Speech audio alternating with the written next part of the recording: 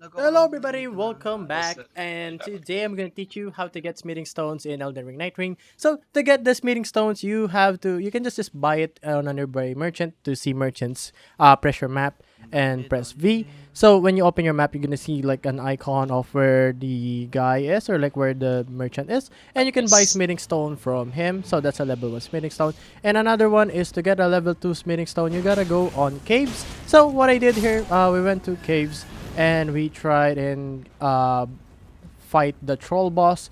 When you fight the troll boss here, he will give you a purple smithing stone, so you can level up your main weapon to level 4 if you have a really good weapon.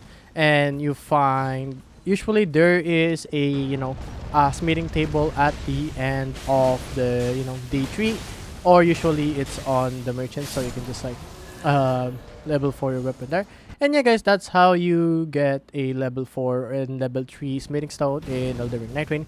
If you guys like this video, be sure to like and subscribe to the channel and turn on notification. And I'll see you guys on the next video. Bye bye.